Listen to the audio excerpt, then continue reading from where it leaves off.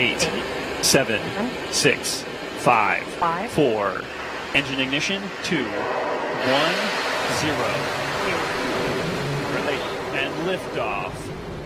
As the countdown to Mars continues, the perseverance of humanity launching the next generation of robotic explorers to the Red Planet.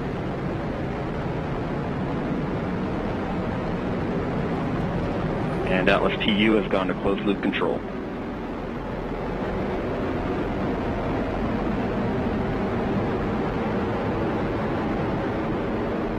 Coming up on 30 seconds into flight, the RD-180 is throttling down as expected. Engine response looks good. And Mach 1, Atlas V is now supersonic.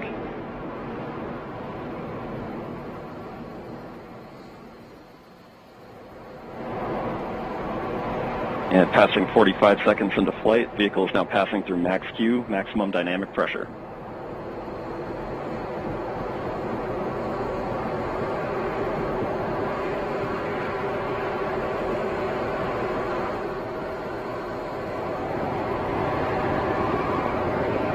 And passing 1 minute into flight, the RD-180 is throttling back up as expected. Engine response looks good. At this time in flight, the SRB chamber pressures remain nominal. The RD-180 pump speed and fuel injector pressures are responding well to demands on the engine. Standing by for SRB burnout shortly.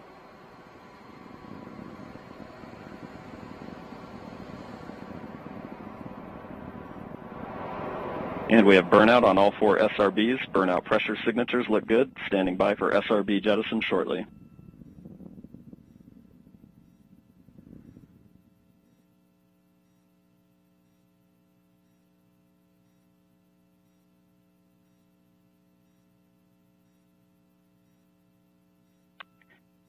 And we have a good indication of SRB jettison of all 4 SRBs. And the vehicle has gone to closed loop guidance. Vehicle body rates are responding nominally at this time.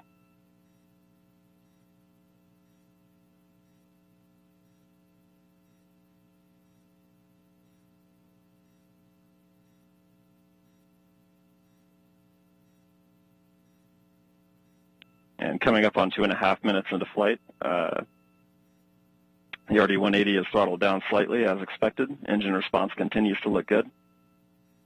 At this time, the vehicle is 50 miles in altitude, 85 miles downrange, traveling at 6,000 miles per hour.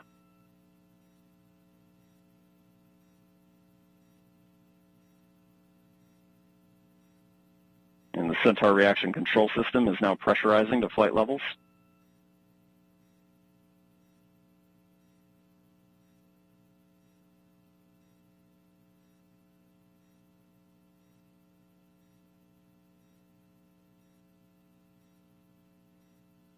And just past 3 minutes into flight, the RD-180 is now throttling to maintain a constant 2.5 G acceleration limit for payload fairing jettison. Engine response and vehicle acceleration look good.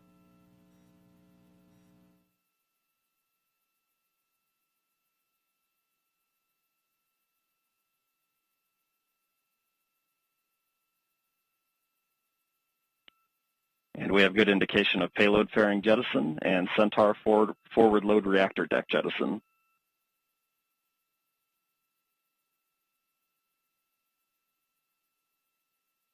And the RD-180 is throttling back up to attain a 4.6 G acceleration. Engine response continues to look good.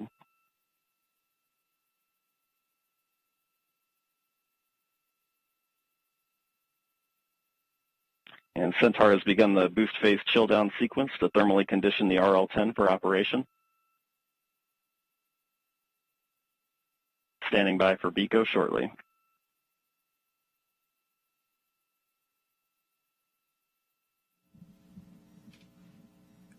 BECO's the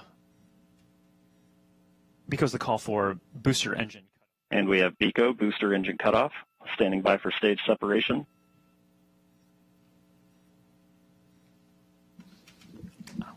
And we have good indication of Atlas Centaur separation. So that you're seeing live footage. And we have the Mach 1. RL-10 operating parameters look good. Chamber pressures are stable.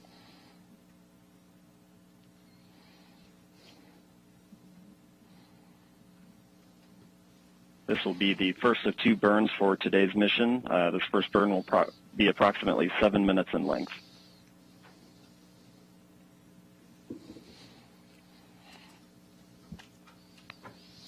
So, Mick, that's pretty exceptional footage there. That's live video. We will see that switch over shortly into an animation that kind of helps let us know what's happening with the rocket. But right there, a beautiful liftoff. Fun to feel that rumble in the building here as we proceed towards orbit and then towards Mars destination. Yeah, absolutely. It was great watching an on-time liftoff of the Atlas V with that little over 2 million pounds of thrust. Cleared the tower in roughly 5 seconds. Josh, you and I worked the InSight mission, and if you recall, that mission on the West Coast took about 17 seconds to get past tower.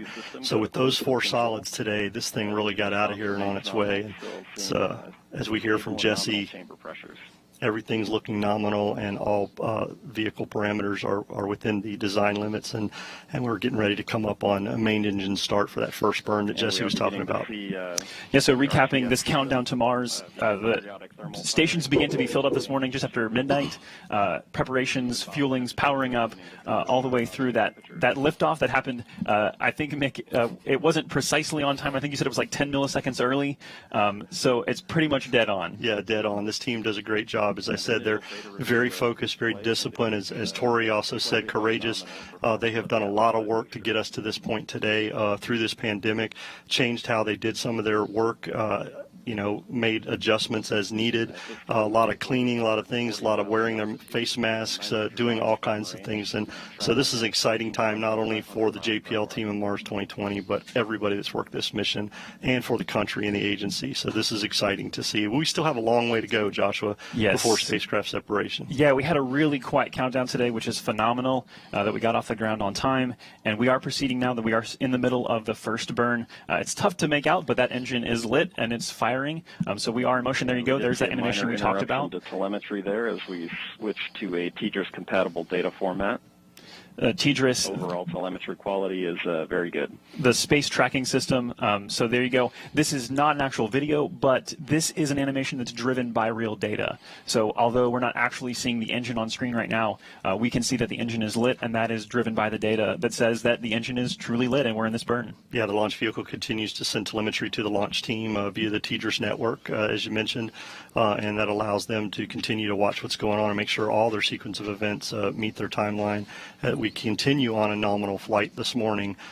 This first burn, as we heard earlier, will be about 6 minutes. This will get us into that park orbit around Earth, allow us to get on our way, and then get into that approximately 30-minute coast period that we're going to have. 8 minutes into flight, beginning to see the Centaur PU system balance out mass errors, seeing very stable body rates in the Centaur. So we've mentioned 5 teams at play, and although if you were watching, hopefully you got a chance to see this in person, if not on camera, it's easy to kind of say, oh, it's over, like job done, but all 5 of these teams still very much engaged, still very much focused, because there's a lot of work ahead as we proceed through this first burn, and then a coast phase, like you mentioned, Mick, and then a second burn, and then spacecraft separation and the acquisition of signal from Mars 2020. So a lot more coming up here. Mick, I know for Launch Services Program, you guys manage the launch. So what does that mean? I mean, this is you guys' work in action right now. By the way, that's the 5th team that we didn't get to mention. We talked about JPL, we talked about DOE, we talked about United States Space Force, and United Launch Alliance. LSP, we are like the brokers to select this launch vehicle and help with manage this mission.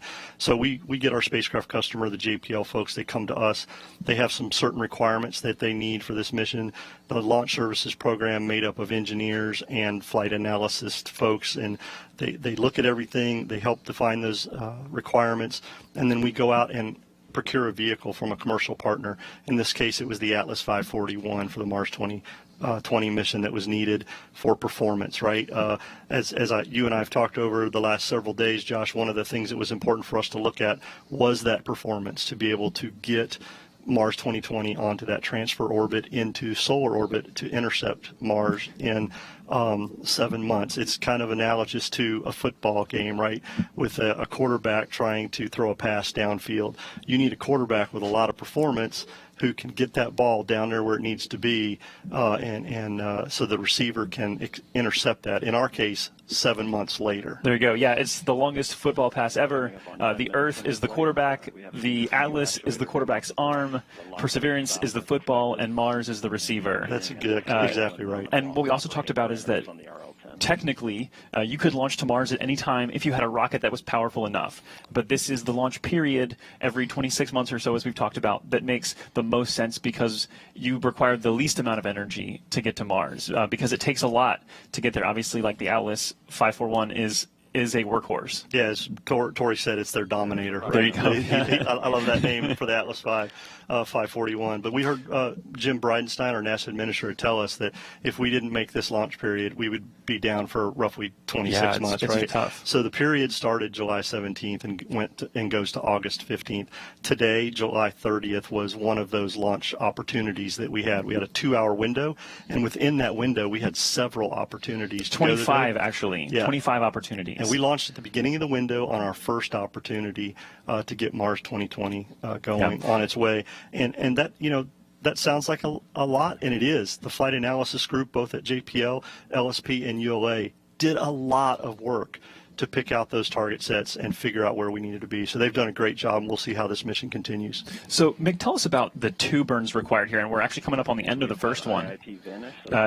Ultimately, a lot of people probably, and myself included at some point, just like, why wouldn't you just keep firing the engines? Just fire all the way through and get to Mars in one shot. So the first burn gets us into that park orbit we talked about. We've lifted off, we've left Earth, we've got into a park orbit around Earth right now.